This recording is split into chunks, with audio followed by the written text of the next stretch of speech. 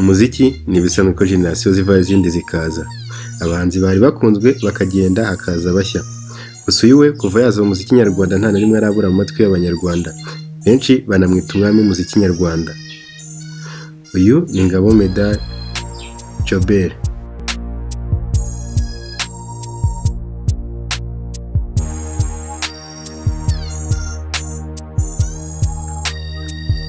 Uyu Ngabo Jobert Meddy amenyekanye nka Meddy yabonye izuba tariki ya 7 ukwezi kwa 8 umwaka w'1989 magingo ya afite imyaka 31. Akaba yarabyawe n'uwitwa Cyabukombe Alphonsine ndetse na se Sindayihebura Alphonse akomoka mu gihugu cy'u Burundi. Meddy avuga ko impano yo kuririmba ayikomora ku babyeyi be yaba se ndetse na mama we, nubwo se umubyara atigeze agira amahirwe yo kumumenya, dore ko yamenye ubwenge asanga se yaritabye Imana. Mama we yatangiye amwigisha gucuranga indirimbo kuri gitari, harimo n'indirimbo ya Bob Marley yitwa Redemption Song ndetse n'izindi.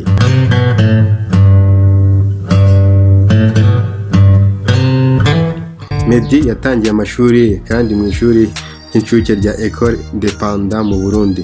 Baje mu Rwanda nibwo yatangiye kwiga Saint Joseph ndetse aza no gukomereza La Colombière, ari naho yarangirije amashuri yisumbuye mu bijyanye n'imibare ndetse na fizike.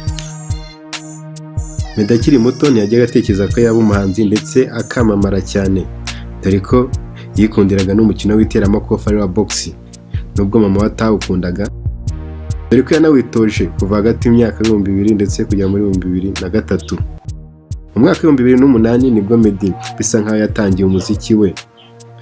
Ubwo yigaga mu mwaka wa 3 w'amashuri yisumbuye, yaririmbaga mu itsinda ryitwaga Justified mu rusengero rwa Zion Temple i Kigali. Iri tsinda yari arimo yarihuriyemo ndetse n'abandi bagenzi be batandukanye, barimo The Ben ndetse n'umuproducer we w'ibihe byose ari we Lick bamufashije mu muziki we, ndetse baza gutangira bakora indirimbo zihimbaza Imana. Nyuma yaho nibwo Meddy yaje gutangira kariyeri ye solo, atangira gukora indirimbo nyinshi zitandukanye, harimo Ngirira Ubuntu ndetse n'izindi. Gusa nyuma aza no gutangira gukora indirimbo zisanzwe zirimo Amayobera, Akaramata, Ngirira Ubuntu n'izindi nyinshi. Gusa ntiyatinze mu Rwanda kuko mu mwaka wa 2010 yiserekeza muri Leta Zunze Ubumwe za Amerika gukomeza amashuri.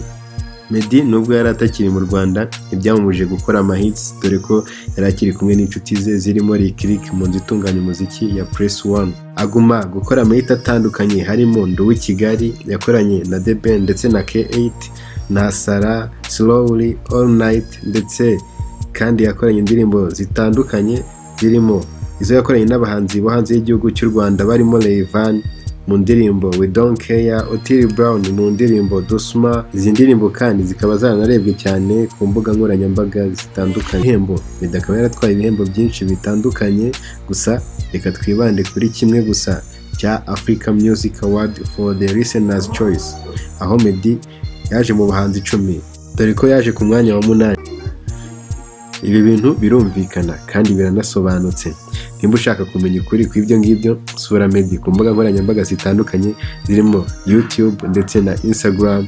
Nurangiza urebe n'abandi bahanzi bakomeye bo muri East Africa, urahita umenya uwo Meddy ari we. Dusoza, ikindi utakirengagiza kuri Meddy ni umukunzi we Mimi ukomoka mu gihugu cya Ethiopia, yaherutse no gutera ivi mu minsi yashize. Reka nshimire mwebwe mwese mukomeje kureba video zacu kuri Iwacu Media, ndetse mugatanga like, share na comment ndetse na subscribe. Baby, it's sweet like a pineapple. Oh,